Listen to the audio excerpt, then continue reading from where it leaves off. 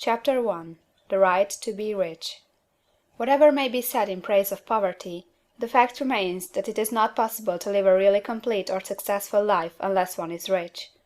No man can rise to his greatest possible height in talent or soul development unless he has plenty of money, for to unfold the soul and to develop talent he must have many things to use, and he cannot have these things unless he has money to buy them with.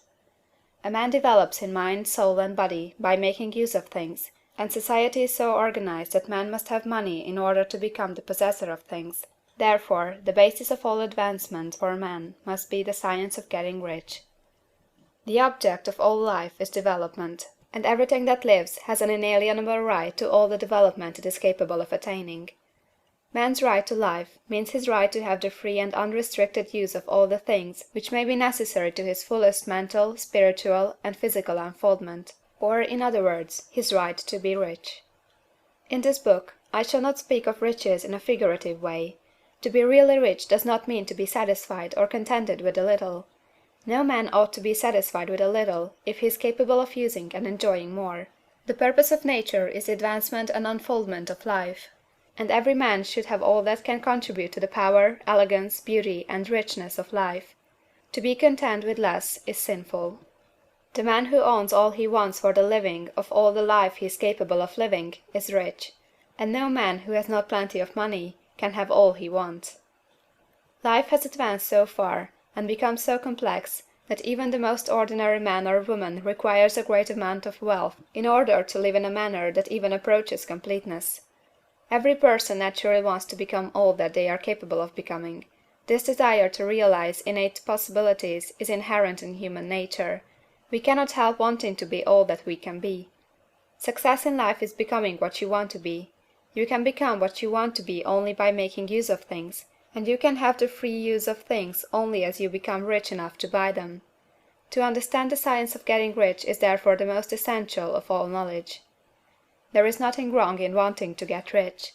The desire for riches is really the desire for a richer, fuller, and more abundant life, and that desire is praiseworthy.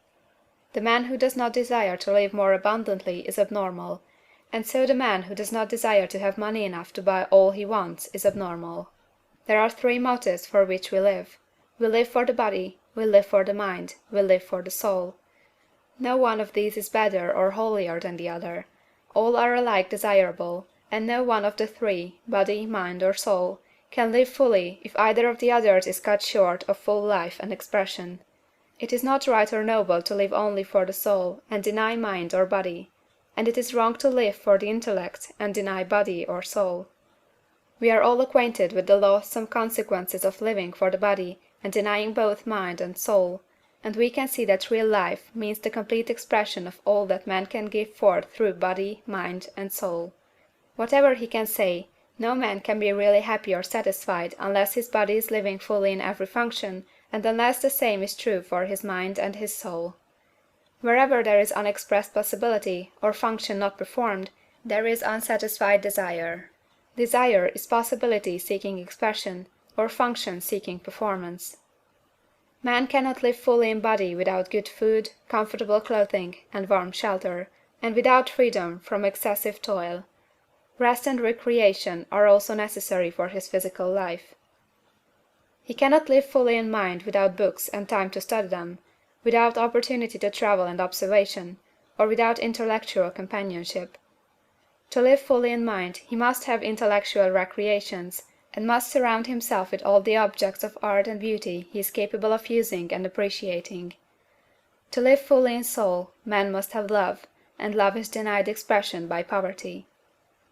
A man's highest happiness is found in the bestowal of benefits on those he loves.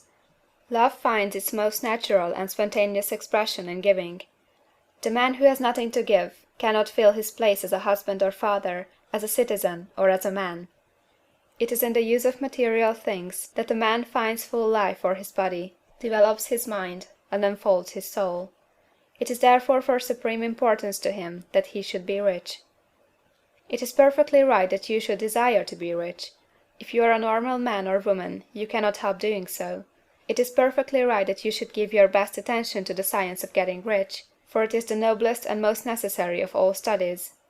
If you neglect this study, you are derelict in your duty to yourself, to God and humanity; for you can render to God and humanity no greater service than to make the most of yourself.